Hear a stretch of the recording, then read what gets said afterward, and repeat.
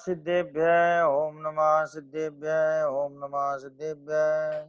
योगी जन ओकार बिंदु से सहित ध्यान जो सतत करें, भुक्ति मुक्ति सुख दाता ऐसे ओम नमः का ध्यान धरें। घनधारा समध्वनि निरंतर पाप ताप मम नाश करे। जिन मुनि सेवित तीर्थ स्वरूपी माँ जिन वाणी पाप हरे। ज्ञान अंजनामृत शलाकस मिथ्या मोह अज्ञान हरे।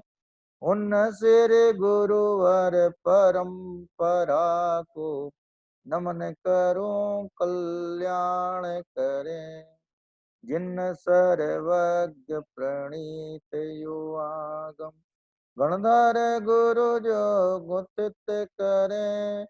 कुंद कुंद जिन नग्न मुनि सम वचन कहूँ सुन समल हरे। वचन कहूँ सुन समल हरे।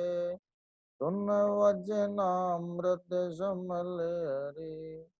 मोक्ष मार्गस्य नेतारं वेत्तारं कर्म भूभृतां ज्ञातारं विश्वतत्त्वानां वन्दे तद्गुणलब्धये। नमः श्रीवर्धमानाय निर्धूतकलिलात्मने सालोकानां त्रिलोकानां यद्विद्यादर्पणायते तज्जयति परम ज्योति समं समस्तैरनंत पर्यायै। दर्पण तलैव सकला प्रतिफलति पदार्थ मालिका यत्र। भक्तामर स्तोत्र में अपनी चर्चा 5 छंदों पर हो गई थी। 5 छंद अपन ने पढ़ लिए थे, जिसका अपन एक बार पुनर्पाठ करते हैं। दरअसल पाठ करना जो है आमनाय नाम का स्वाध्याय है। कौन सा स्वाध्याय है? आपने स्वाध्याय के भेद 5 भेद पढ़े होंगे तत्वार सूत्र में।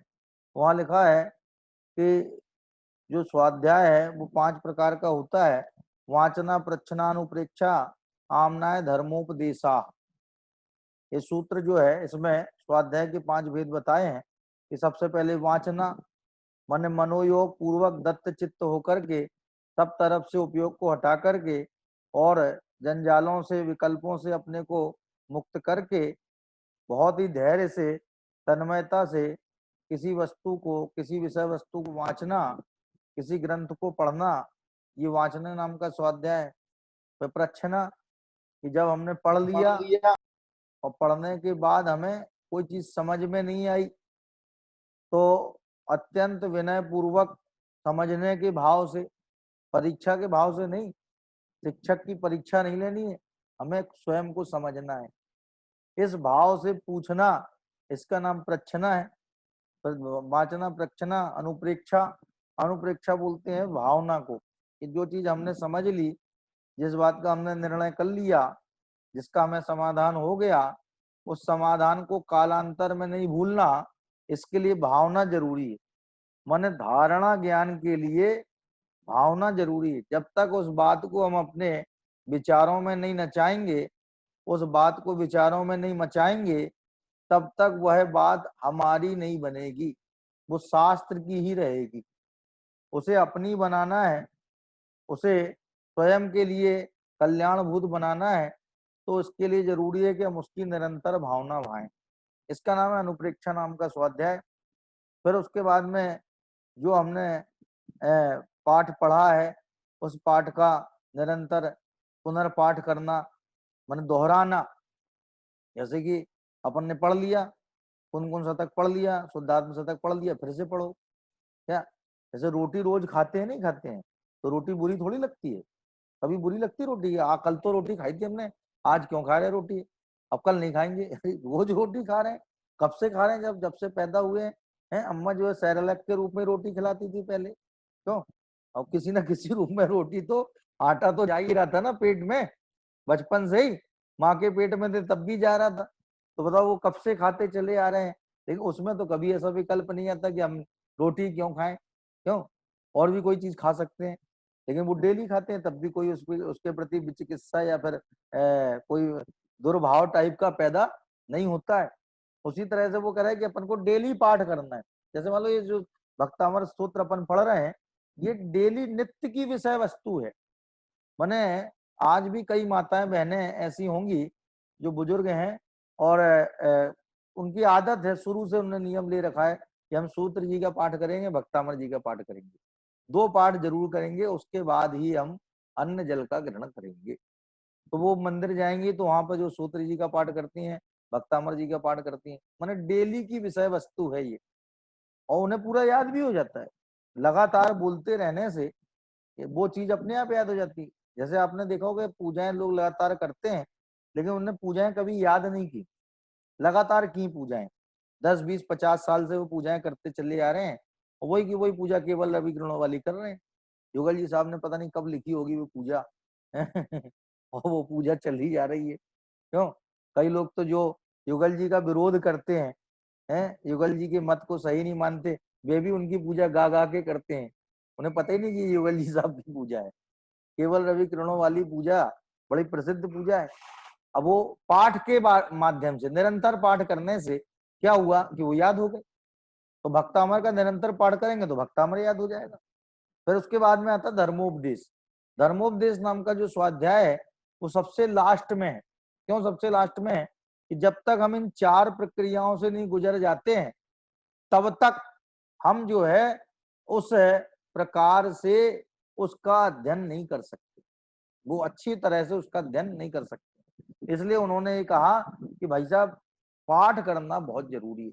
आमनाय नाम का जो जो अपने स्वाध्याय का भेद है वो पाठ ही को बताता है। तो अपन सबसे पहले पाठ करते हैं, भक्तामरा प्रणत मौलि मणि प्रभाणा मोद्योत दलित पाप तमो वितानम सम्यक प्रणम जिन पाद युगम युगादा वालंबनम भवजले पतताम जनानाम यह संस्तुतः सकल वाङ्मय तत्व बोधा दूध भूत बुद्धि पटुभि सुरलोकनाथै स्तोत्रैर्जगात्रितय चित्त हरैरुदारै तो से किलायमपि तं प्रथमं जिनेन्द्र बोध्या विना पाद पीठ तो तुम समुद्यत मतिर विगत पोहम बालम विहाय जल संस्थित बिंदु बिंब मन इच्छत जना सहसा वक्तुम गुणान गुण शशांक शांति क्षमा सुर गुरु प्रतिमोपि बुद्ध्या कल्पांत काल ओवातरे तुमलमंबु निधिम्बुजाभ्याम सोहम तथापि तव भक्त सान्मुखेश कर्तुम स्तवं विगत सपि प्रवृत्ता प्रीत्यात्म वीर्यमविचार्य मृगे मृगेन्द्रम् राभेति किं निज शिशो परिपालनार्थम। ठीक है जी। अब जो लोग पृथक से संवेद स्वर के बाद में जो एकल स्वर में इसका पाठ करना चाहते हैं, वे अपना हाथ उठाइए और पाठ करिए। पाठ बहुत जरूरी है, बिना पाठ सब सपाट है, बिना पाठ के सब सपाट है, इसलिए पाठ बहुत जरूरी है। हाँ जी बोलिए, कौन बता रहा है, कौन बताना चाहता है भैया? है किसी की इच्छा हो तो? हाँ जी कौन बता? वैशाली शाह, वैशाली जी बताना चाहेंगी, बताइए वैशाली जी।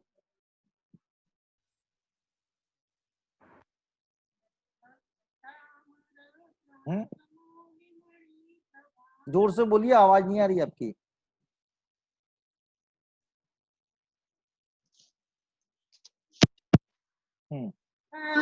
प्रणत मौलिमणि प्रभाणा मुद्योतकं दलित पापतमोवितानम् सम्यक् प्रणम्य जिनपादयुगं युगादा वालम्बनं भवजले पततां जनानाम्।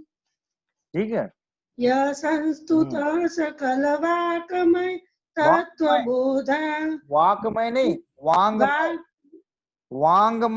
वांगमय, हाँ, वांगमय तत्वबोधा दुद्बुद्ध बुद्धि प्रटुभि सुरलोकनाथै स्तोत्रे जगत्त्रितय चित्तहरेरुदारै स्तोष्ये किलाहमपि तं प्रथमं जिनेन्द्रम् बुद्ध्या विनापि विबुधार्चितपादपीठ स्तोतुं समुद्यतमति विगतत्रपोऽहम् बालं विहाय जलसंस्थितमिन्दुबिम्ब मन्यकैच्छति जन सहसा ग्रहीतुं वक्तुं गुणान् गुणसमुद्र शशाङ्ककान्तान् कस्ते क्षमसुरगुरु प्रतिमोऽपि बुद्ध्या कल्पान्तकालपवनोद्धतनक्रचक्रम् को वातरीतुमलमं गुनिधिं भुजाभ्याम् सोऽहं तथापि तव भक्तिवशानुमुनिस् कर्तुस्तवं विगतशक्तिरिपु प्रवृत्त प्रीत्यात्मवीर्यमविचार्य मृगेन्द्रं नाभेति किं निजशिशो परपालनार्थम्। हाँ जी ठीक है। थोड़ा सा कहीं कहीं आपने रिपु को रिपु बोल दिया, रपी को, तो जैसे उच्चारण में कहीं कहीं जो है जल्दी आपने बोला ना, इस वजह से कहीं उच्चारण में स्पष्टता रह गई, तो अपन आराम से बोलेंगे ना, दिक्कत नहीं होगी। हाँ जी पारस जी, रपी रपी रपी, हाँ हाँ रपी। हाँ जी पारस जी बोलिए। पांचों बताएं। हाँ जो आपको अच्छा लगता है वो बता दीजिए, जो बढ़िया लग रहा हो। एक बोल, हाँ एक बोल दीजिए। पांचवा वाला बोल दो। सोहम तथापि तव भक्तिवशान् मुनीशां क्रतुं स्त्वं विगत शक्तिरपि प्रवता वित्वात्मवीर्यमविचार्य मृगो मगेन्द्रं नाभेति किं निजशिशो परिपालनार्थम्। ठीक। हाँ जी और कौन बताना चाहता है? कौन बताना चाहता है और? इसके अर्थ तो समझ में आ गए ना पांचों? साम्या बताएगी, अब। बोलो बेटा साम्या।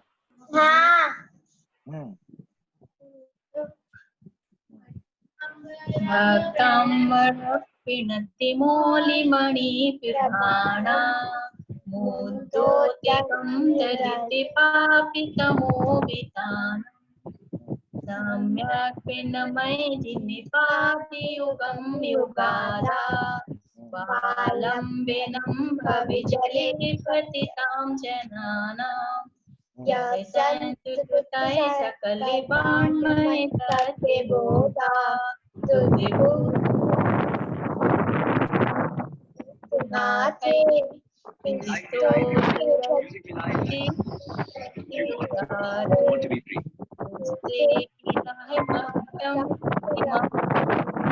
जनेन्द्रम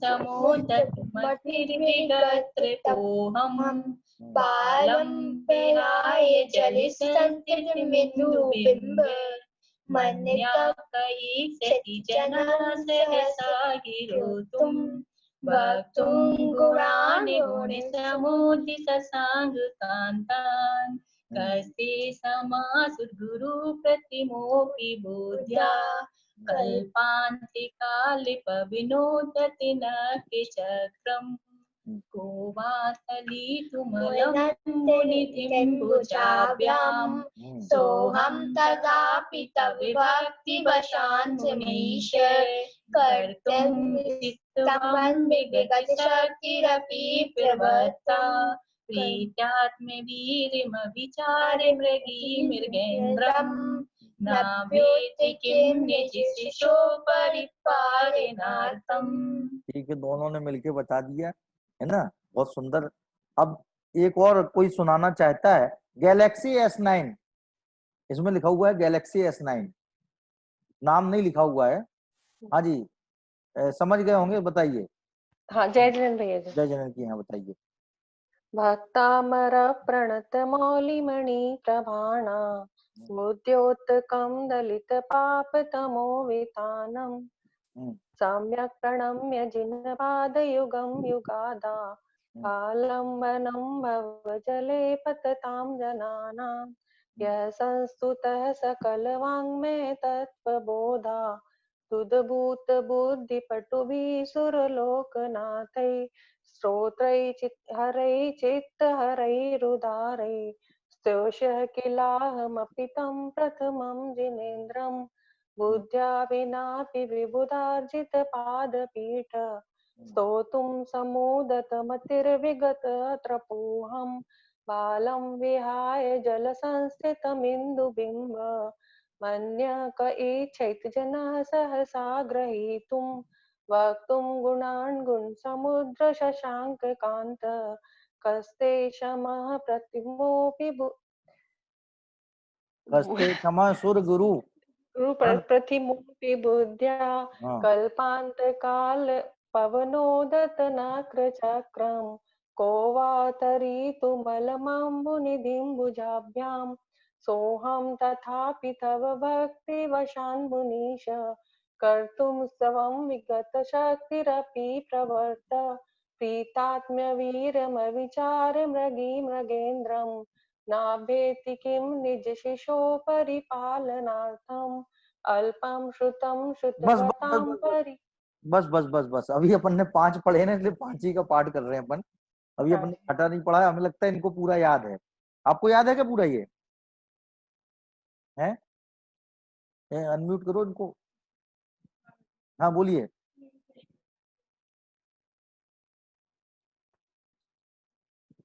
हाँ वैसे पढ़वा पूरा लेती हूँ, जैसे कोई साथ में पढ़ता है तो पूरा याद है वैसे। अच्छा, लेकिन कभी कभी जैसे अकेले पढ़ो तो कहीं कहीं थोड़ा अटक जाता है। हाँ, जैसे इनने जो है बिना देखे पढ़ा था, इन्होंने 5 छंद जो है बिना देखे पढ़े थे, और इस वजह से एक जगह थोड़ा सा भूल भी गई थी ये, लेकिन इन्होंने साथ याद कर लिया। बड़ी खुशी की बात है कि ये अपन जैसे जैसे अर्थ पढ़ते चले जा रहे हैं, उसी तरह ये उन छंदों को भी याद करती चली जा रही। मैंने ये बाद के लिए नहीं छोड़ रही है, बाद के लिए नहीं छोड़ रही, क्योंकि आज करे सो काल कर, काल करे सो परसों, और जल्दी जल्दी का पड़ी है, अभी तो जिएंगे बरसों।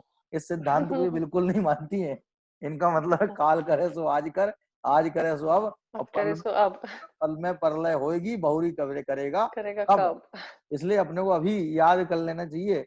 और 5 छंद तो मैं समझ रहा हूँ बहुत सरल भी हैं, शुरू के हैं, उनमें ज्यादा कोई शाब्दिक कठिनाई भी नहीं है, बहुत सरलता से ये सरल भावों के साथ में लिखे गए हैं। अब जो छठा छंद है उसमें ये PDF में आपके सामने छठवां छंद आ रहा है। इसमें ये बता रहे हैं कि हे प्रभु, मैं अल्प श्रुत हूँ। क्या अल्प श्रुत हूँ? माने मैं कुछ ज्यादा नहीं जानता हूँ, मुझे कुछ ज्यादा पता नहीं है, और मैं श्रुतवताम परिहास धाम है। जो विद्वान लोग हैं उनके परिहास का कारण भी बनूंगा। हो सकता है कि मेरी इस स्तुति को पढ़ करके विद्वान लोग मुझ पर हंसे भी, लेकिन मैं क्या करूं कि मुझे तो आपकी भक्ति बाचाल बना रही है, माने बोलने के लिए मुखर कर रही है, प्रेरित कर रही है। इस भाव को लेकर के ये छठा छंद है। इसमें कहा है स्तवन में भक्ति ही कारण है। इसमें क्या बताया गया है कि भगवान के स्तवन में भगवान की भक्ति एकमात्र कारण है। वो कह रहे हैं मुझे कोई यश नहीं चाहिए, कीर्ति नहीं चाहिए, प्रशंसा नहीं चाहिए, है अपने लिए कुछ भी नहीं चाहिए, बस मैं तो भगवान की भक्ति जो उनके प्रति मेरे अंदर है, उस भक्ति की वजह से आपकी स्तुति करने के लिए प्रवृत्त हुआ हूँ।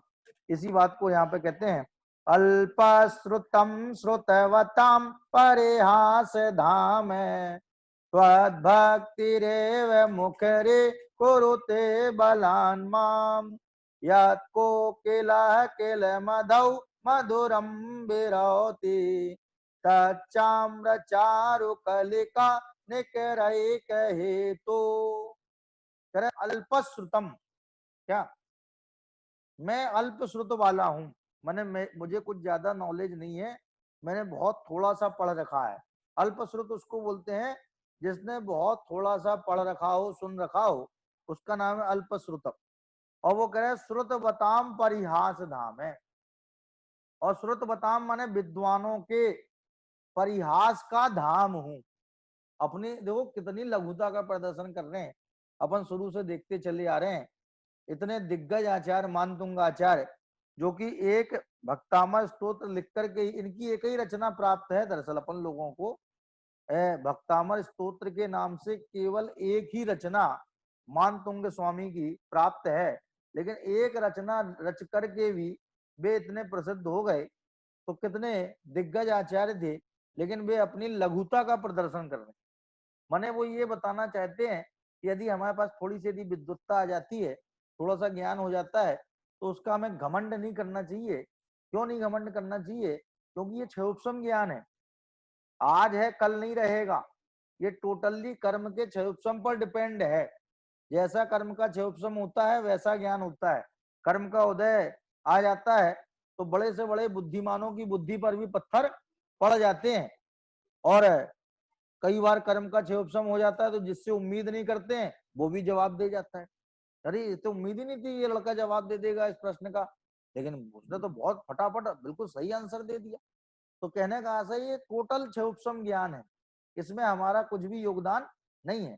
तो वो कह रहे हैं अल्पश्रुतम, कि मैं अल्प श्रुत हूं, और श्रुत बताम परिहास धाम है। श्रुत बताम माने विद्वानों का परिहास धाम हूं, माने विद्वान मुझ पर हंसेंगे। क्यों हंसेंगे? क्योंकि मैं आपकी स्तुति करने तैयार हो गया हूं, और मुझे ये भी नहीं पता है कि मैं आपकी स्तुति कर पाऊंगा कि नहीं कर पाऊंगा।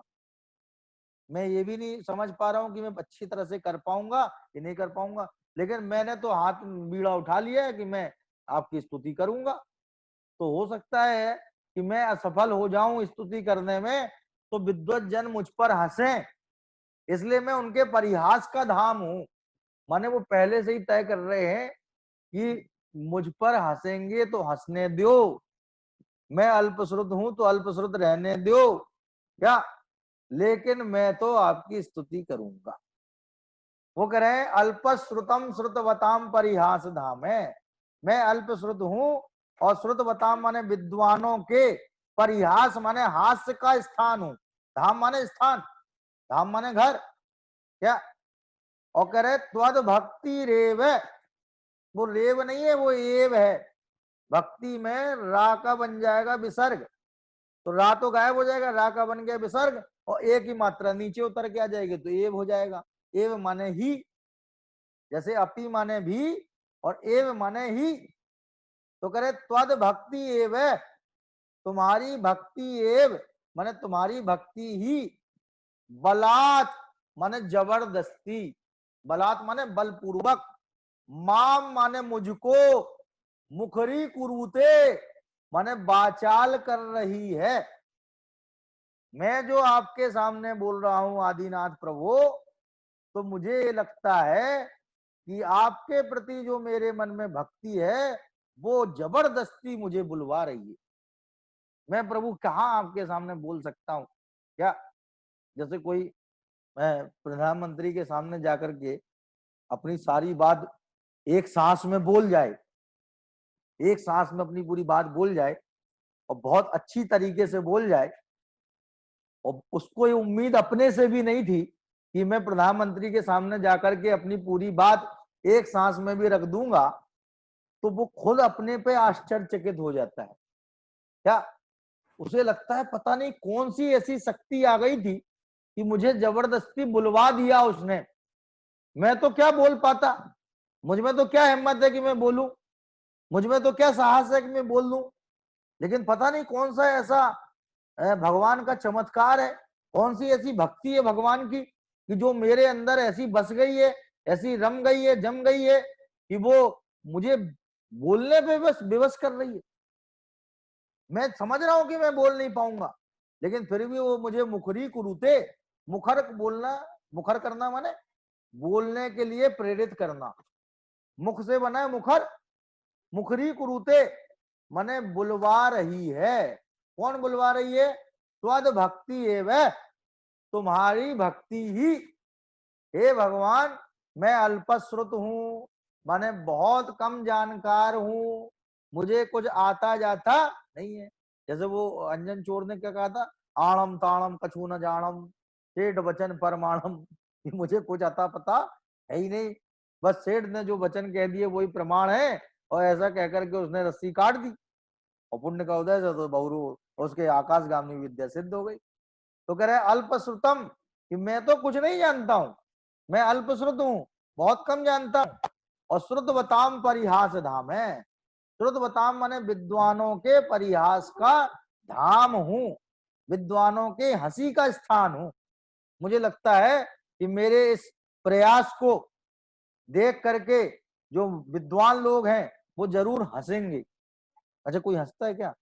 वो कोई हंसता नहीं है, लेकिन उन्हें ये बात का अंदर में ऐसा लग रहा है कि भगवान, मैं भले ही हास्य का स्थान बन जाऊं, भले ही अल्प श्रुत वाला हूं, अल्प ज्ञानी हूं, लेकिन आपके प्रति मेरे मन में जो भक्ति है उसमें कोई धोखा नहीं है।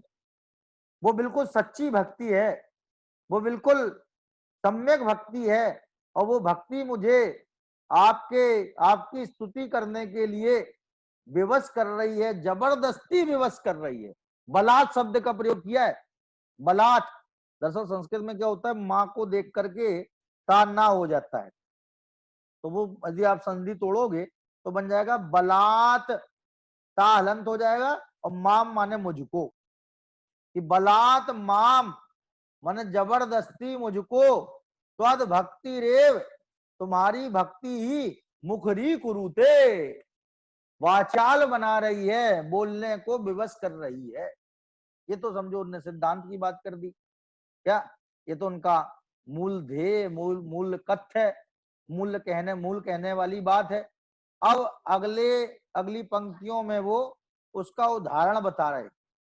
ये आपने देखा होगा कि जब जो आम्र होते हैं, उन आम्र के पकने के पहले जो उसकी बौर आती है, अमिया आती है, अमिया के भी पहले की जो अवस्था होती है, जब फूल से फल बनता है, किसी भी फूल से फल का निर्माण होता है, तो कहते हैं जब वो फल बनता है तो उस फल की प्राप्ति के भाव से कि अब मुझे ये अमिया खाने मिलेगी, इस भाव से कोयल कूकने लगती है, कूजने लगती है?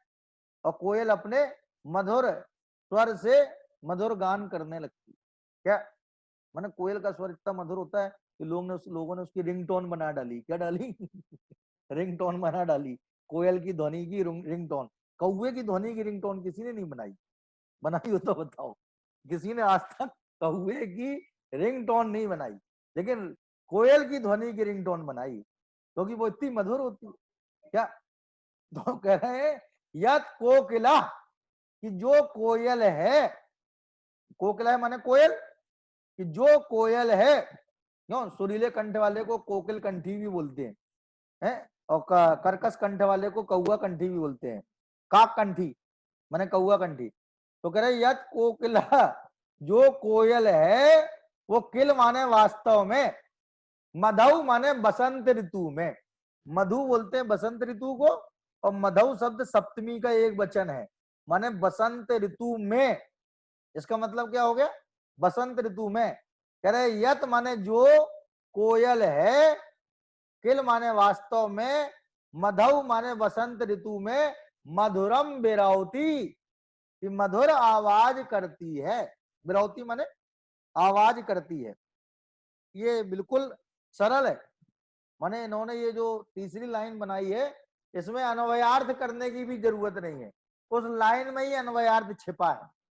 तो कह रहे यत कोकिला, जो कोयल है, किल माने वास्तव में, मधु माने बसंत ऋतु में, ऋतुराज बसंत, बसंत को ऋतुराज कहा जाता है, ऋतुओं का राजा कहा जाता है।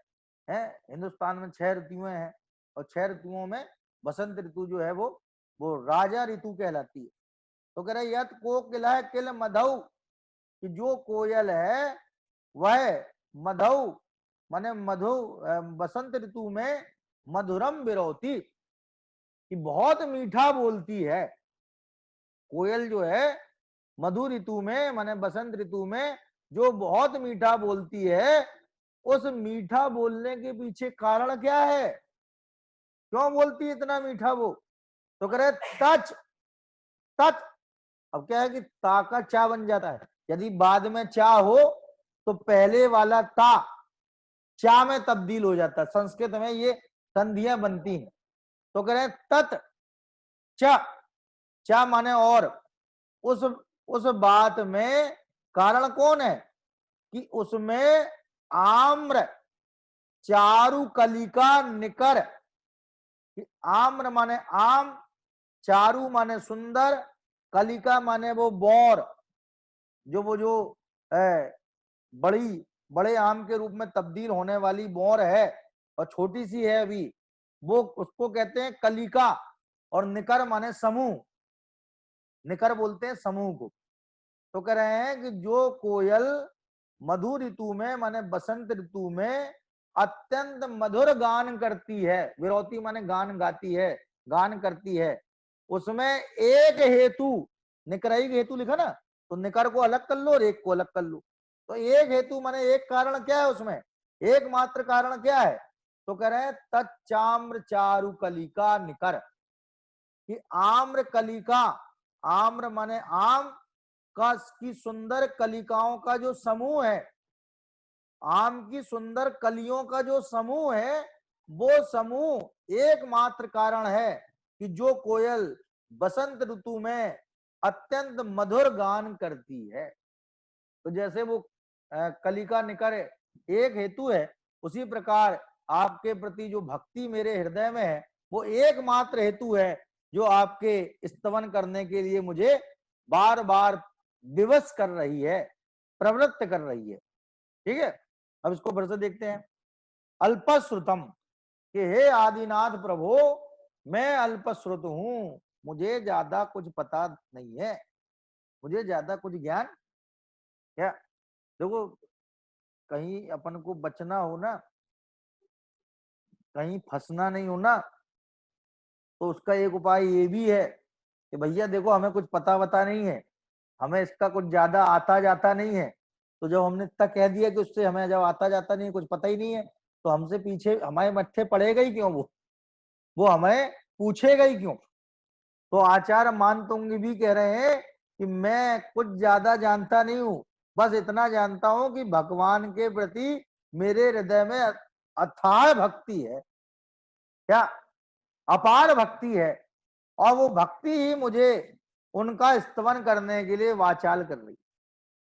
क्या इससे एक बात और हो गई कि वो यदि कहीं चूक जाते, जैसे चूके तो नहीं है कहीं पर भी, वो मानतुंगाचार्य कहीं पे चूके तो नहीं है, लेकिन चूक जाते तो ये कहने को तो कहता ना कि हम तो पहले ही कह आए थे कि हम तो अल्पश्रुत हैं, हमें तो कुछ आता जाता है ही नहीं। तो बताओ, एक प्रकार से वो अपनी लघुता का भी प्रदर्शन कर रहे हैं और भगवान की महानता का भी प्रदर्शन कर रहे हैं। तो कह रहे हैं अल्पश्रुतम, मैं अल्पश्रुत वाला हूं, और श्रुत बताम परिहास धामे, श्रुत बताम माने विद्वानों के परिहास का स्थान हूं, लेकिन त्वद भक्ति एवं, तुम्हारी भक्ति ही माम माने मुझको बलात्, बलपूर्वक, बल जबरी से मुखरी कुरुते, मुखर बना रही है, बाचाल बना रही। आगे वो क्या कहते हैं, यत कोकिला किल मधु मधुरम बिरौती, कि जो कोयल, कोयल अब देखो ऐसे लो, कोकिला किल मधु यद मधुरम बिरौती, यत को मधुरम के आगे ले आओ, क्या कि कोयल वास्तव में, कोकिला माने कोयल, किल माने वास्तव में, कोयल वास्तव में, यत माने जो, मधुरम बिरौती मधुर बोलती है। कब बोलती है? मधु माने मधुर ऋतु में। मधुर ऋतु कौन सी है? बसंत ऋतु। कि बसंत ऋतु में मधुरम बिरौती, जो अत्यंत मीठा गाना गाती है। क्या माने गाना गाने वालों में सबसे पहला नाम किसका आता है? कोई पूछे कि पक्षियों में सबसे मीठा गाना कौन गाता है?